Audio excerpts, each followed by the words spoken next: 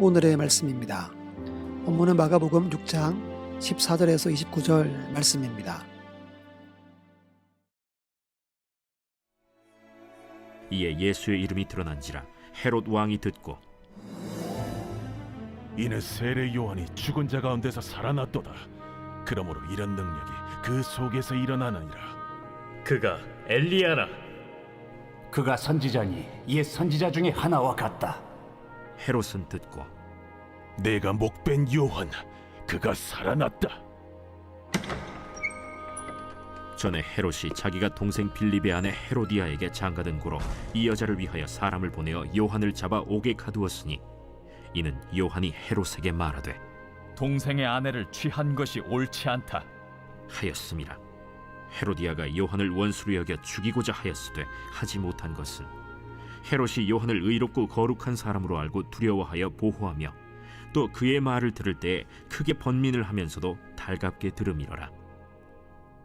마침 기회가 좋은 날이 왔으니 곧 헤롯이 자기 생일에 대신들과 천부장들과 갈릴리의 귀인들로 더불어 잔치할세. 헤로디아의 딸이 친히 들어와 춤을 추어 헤롯과 그와 함께 앉은 자들을 기쁘게 한지라. 왕이 그 소녀에게 이르되 무엇이든지 내가 원하는 것을 내게 구하라. 내가 주리라. 또 맹세하기를 무엇이든지 내가 내게 구하면 내 나라의 절반까지라도 주리라. 그가 나가서 그 어머니에게 말하되 내가 무엇을 구하리이까? 세례 요한의 머리를 구하라. 그가 곧 왕에게 급히 들어가 구하여 이르되 세례 요한의 머리를 소반에 얹어 곧 내게 주기를 원하옵나이다.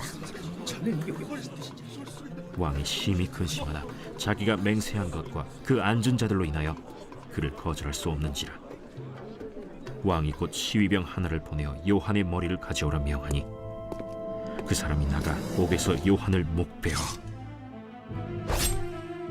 그 머리를 소반에 얹어다가 소녀에게 주니 소녀가 이것을 그 어머니에게 주니라. 요한의 제자들이 듣고 와서 시체를 가져다가 장사하니라. 예수님은 믿음 없는 세상, 배척하는 세상을 향해 사랑하는 제 아들을 보내셨습니다. 제 아들은 가는 곳마다 복음을 선포하고 회개를 전파했습니다. 많은 귀신들이 쫓겨나고 병자들이 고침을 받았습니다. 실로 놀랍고 놀라운 일들이 가는 곳마다 가득했습니다.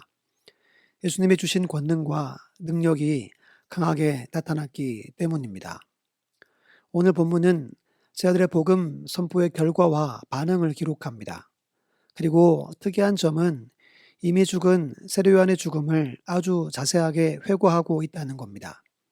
오늘 말씀이 오늘을 사는 우리에게 어떤 의미가 있는지 한 두 가지로 말씀을 살펴보겠습니다.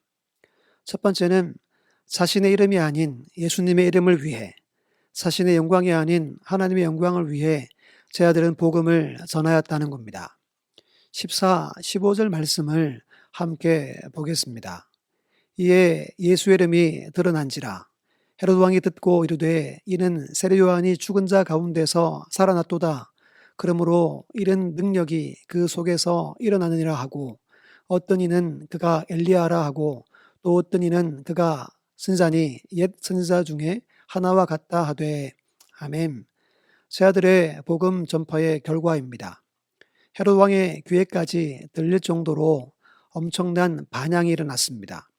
그것은 다름 아닌 예수님의 이름이 드러난 것입니다. 이에 예수의 이름이 드러난지라. 예수의 이름은 예수님이 하신 말씀과 사역 가운데 나타난 모든 행위를 의미합니다.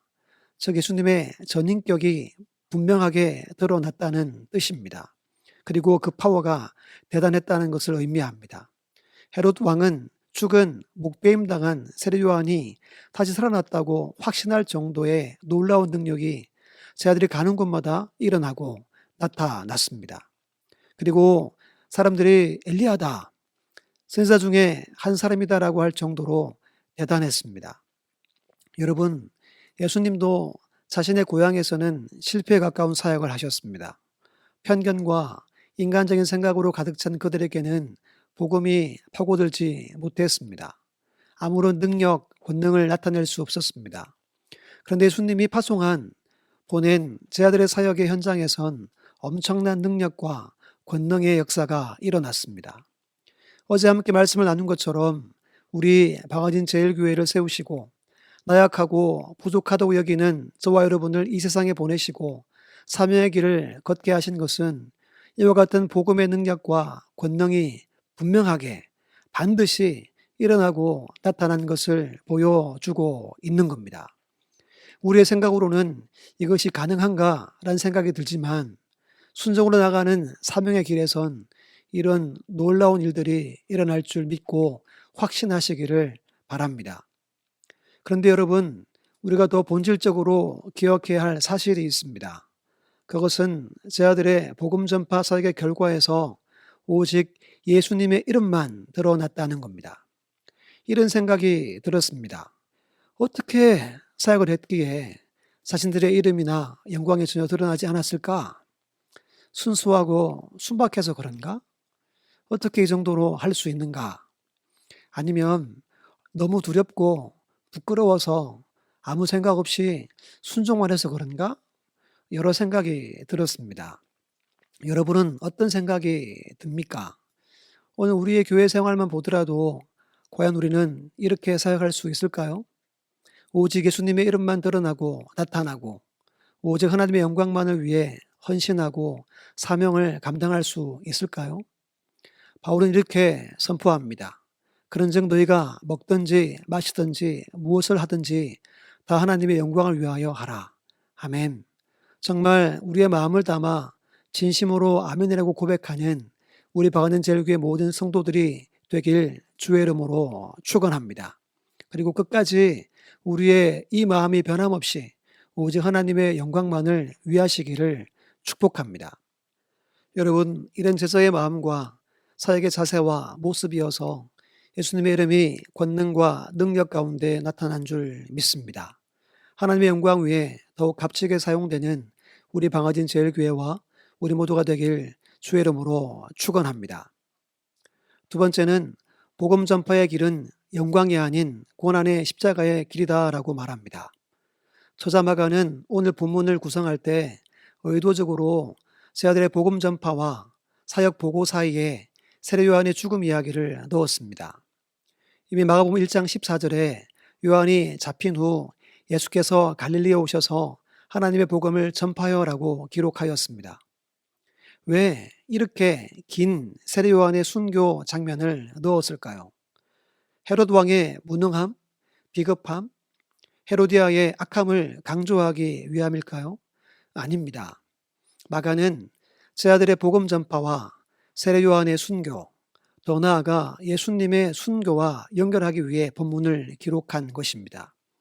오늘 말씀은 우리에게 두려움마저 줍니다. 한 주석은 이렇게 기록합니다. 선교는 순교의 상황에서 이루어지고 순교는 선교의 가속화를 가져온다. 그리스도의 제자들은 그리스도가 하신 것처럼 박해 속에서도 복음을 전파해야 하며 복음을 전파하다가 순교까지 각오해야 한다는 것이다. 정말 두렵습니다. 하지만 이것이 복음을 위해 살아가는 제자의 참된 모습이라고 본문은 우리에게 보여주고 있습니다.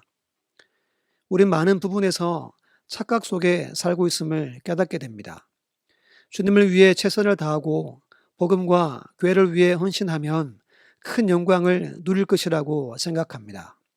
많은 이들에게 인정을 받고 칭찬이 따를 것이라고 생각합니다.